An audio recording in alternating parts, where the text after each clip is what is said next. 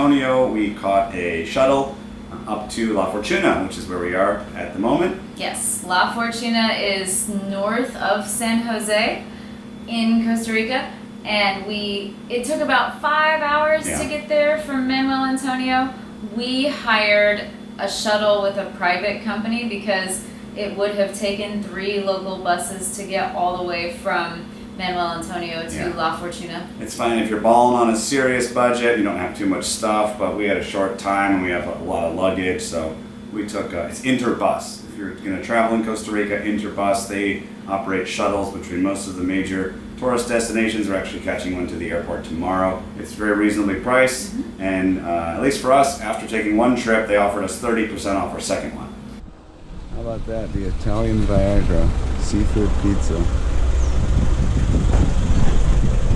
So in La Fortuna here, it's the adventure capital of maybe not only Costa Rica, but Central America as a whole. It's amazing how many things you can do in this area. Which is also impressive for how small of a town it is. La Fortuna, the town, is actually pretty small. It's a couple blocks, honestly. It's a couple blocks centered on a park and a church. You know, you got a couple hotels and hostels in town, souvenir shops and restaurants. So we booked this really nice apartment on Airbnb, and it's right next to the park. And as you can see, it has some really nice art on the wall. Hey, here's our nomad pad in La Fortuna, Costa Rica. We've reached our next destination. This is the living room. This is the kitchen. This is the dining room. There's a really cool painting here. Bedroom's over there. Let's go check it out. Go check out the bedroom. Yeah, it's a nice spot. We're staying here for a week, and we got an awesome view of the volcano. And we decided to stay here for a full week. I don't think that you necessarily need a full week in La Fortuna, but since we are digital nomads, we need to spend some time doing some work and teaching some classes, and we've realized over the course of our time as digital nomads that it's better to stay longer in a place so that you can balance your time with working and doing fun activities. We don't really try to work somewhere unless we're staying for at least a week. Right. So we spent the first couple of days here just doing just that, catching up on blogging work, teaching some classes.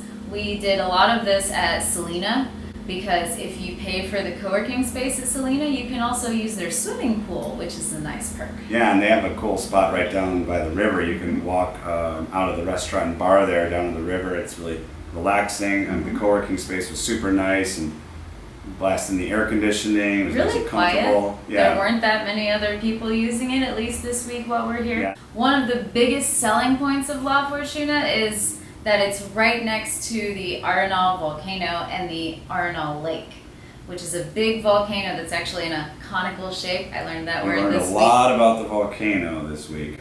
It's a dormant volcano. It had a huge eruption in 1968.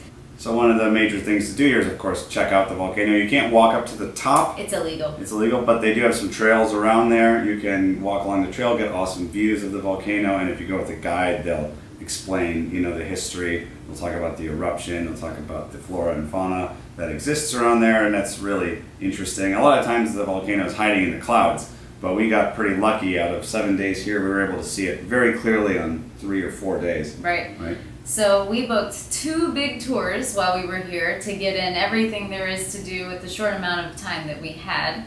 The first one was with Jacamar, and we went on their combo tour, which takes you to the park at the bottom of the volcano. From there we went to the La Fortuna waterfall and got to swim around for a while, which was really beautiful. Yeah, it's a huge waterfall. I think this is 70 meters tall or something. How is it, T-girl? Also, it's cold, but it's nice. It's a little cold. Refreshing, as our guide said. Yes. Yeah, and after the waterfall, we went to a farm that has a restaurant. It's really like farm to table. They're literally farm to They're table. growing tons of fruit and vegetables out there. They raise tilapia, which we had. It was delicious. It was really good. It's honestly the best piece of fish that I've had in Costa Rica. And then our guides whipped up some awesome coffee for us, and we got to sample some guaro and sugarcane juice. It was a really fun lunch. A shot of cacique. Venga larga. With the sugarcane chaser. And then from there, And then after the lunch, we went to the Mystico Hanging Bridges Park.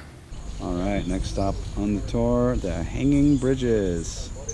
We are way up there in the mountains. yeah, it's a big park with a long trail. It's about 2 miles, like 3 kilometers. So you're walking really through nature. I mean, it's amazing. It's very peaceful. You're walking through the rainforest. Yeah, you're just hearing birds and. We saw some sloths, snakes. And the highlight there, really, though, is they have 6 hanging bridges. They built these big bridges across the rainforest. Some of them in order to study the different layers of the rainforest. So some of them are up to 100 meters long. It's really fun just walking across and looking out. You got a view of the lake. You got a view down to smaller waterfalls. It was tons of fun. Honestly, I saw the pictures and thought it was maybe going to be kind of like a cheesy tourist attraction. Not at all. Not at all. It's absolutely amazing. I'm really glad that we ended up going there. Mm-hmm. Yeah. I would even recommend going on your own outside of a tour. It's very worth the price of admission. Yeah. And then after the hanging bridges, we went to one of the hot springs. So because of the volcanic activity in the area, there are lots of hot springs. Some of them are completely natural, where some of them have diverted the water in and created their own pools. Either way, I mean, you can't go wrong. It's super relaxing, especially after a big day of hiking and exploring the town. We went to Eco Termales, and it was so nice. It was very quiet and peaceful and relaxing. It wasn't super crowded. They had a really good buffet dinner. And a couple bars too, Mm-hmm. so you could get a pina colada and sit in the hot spring with your pina colada and relax.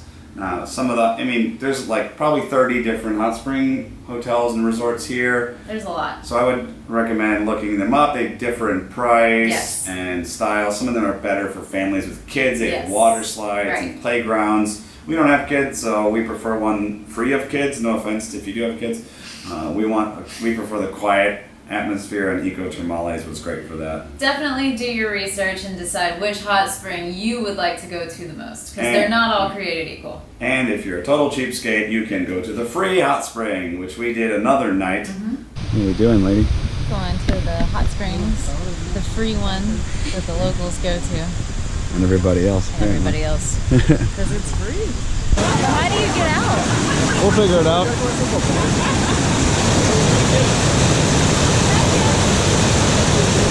So one other day when we didn't have a tour, we just rented a scooter. There's a couple shops in town that rent scooters, and Rachel booked us an Airbnb experience. I booked us an Airbnb experience where we got to go to a place called the Sloth's Territory. This is a piece of property owned by some locals who have a small rainforest behind their house, and they built trails and stairs that go in a loop all through the forest. And it was just the two of us and The owner's son. The owner's son. And he took us all around the trail, and we saw 3 or 4 sloths. We saw a bunch of sloths high up in the tree, so they just kind of like a big fur ball, but he was pointing out to us which ones were 2-toed and which ones were 3-toed sloths. We saw a blue jean frog. We saw another kind of frog, and the name is escaping me right now. We saw porcupines, iguanas, herons, motmuts. So we were finishing the trail, and we were really happy with it. We'd seen a lot of wildlife. It was just, their property's beautiful. You can see the volcano, there's a river. We really felt like for about $25 each, we got our money's worth. We were super stoked. And as we were finishing the trail, we were walking out of the trail back into the field when all of a sudden he said, "Oh, it's your lucky day." And we look at this tree, and there's a sloth just hanging from the tree.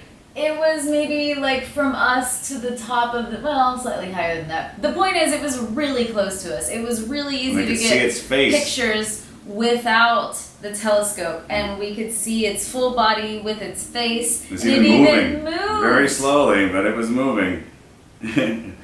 It was pretty cool. I mean, it was right up close. It was everything we could have asked for from a sloth tour. We forgot to mention actually that earlier that day with our scooter, we did go to what they call El Salto. It's a little swimming hole just outside of town. You could walk there. A lot of people do.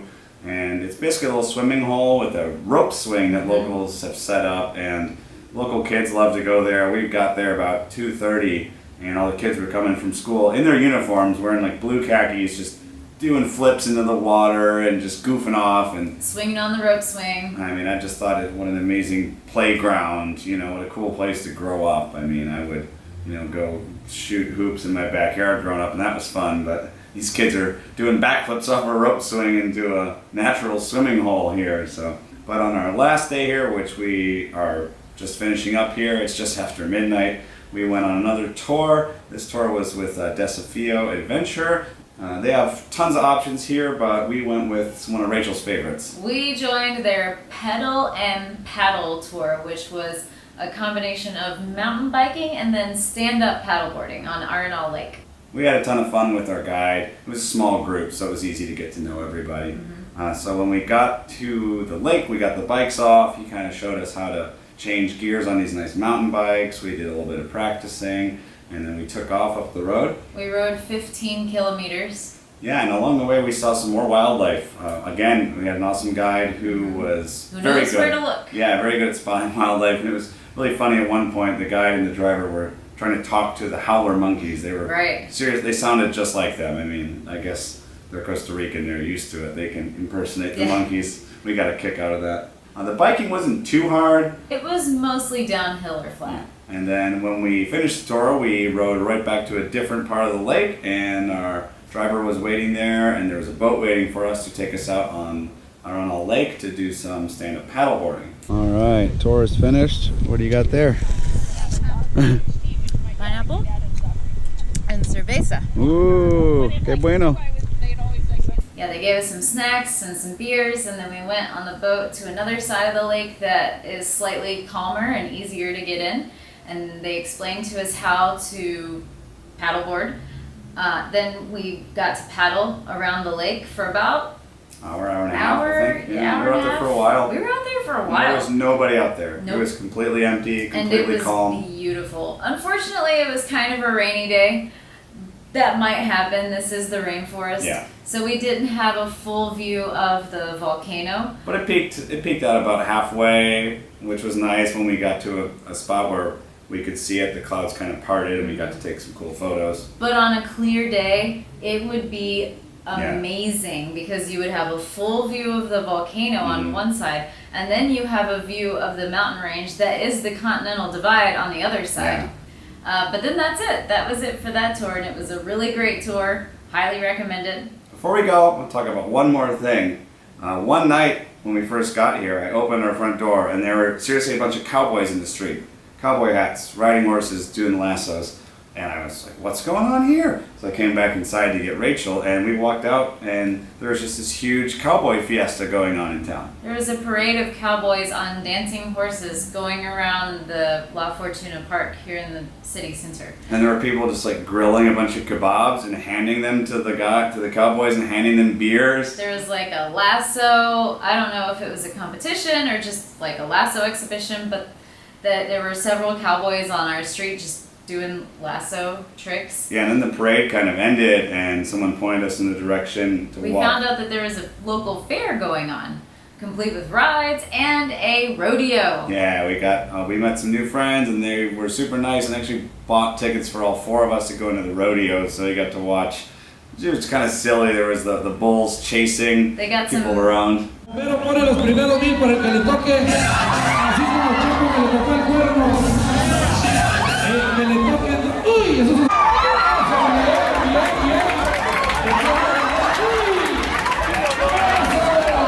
Yeah, and then they did have some bull riders as well. They were selling beers and snacks in there. It was a pretty festive atmosphere. They had a concert going on too. Actually, there's another one going on tonight. We can hear it outside of our window. So I think this whole month is full of a different kind of fiesta every weekend here, which is really cool for a small town. To have these big events going on, it's just really lively. And even the day after that, we were walking between Selena and our apartment here, and there was a parade of several different marching bands going up the street, which took me back to my high school days when I was in the marching band.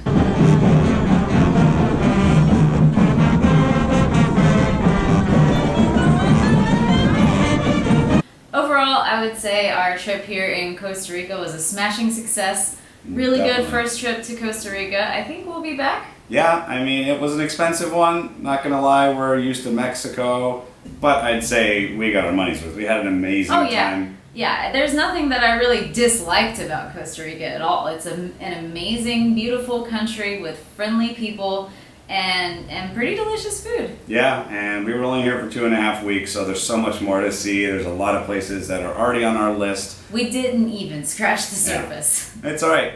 Flights to Costa Rica are quite reasonable from Right. Mexico and the U.S., so we're already planning our return trip, and you should definitely be planning yours if you've never been here. I can't believe it took us this long to get here and finally check it out. If you have any specific questions about our trip, or you want some links to our Airbnbs, Feel free to leave a comment below. definitely, and subscribe to our YouTube channel and follow us at Grateful Gypsies. We're always posting new stuff, and we love to hear from you guys. Well, that's it for this video. Thanks for watching, guys. Pura vida. Hasta luego.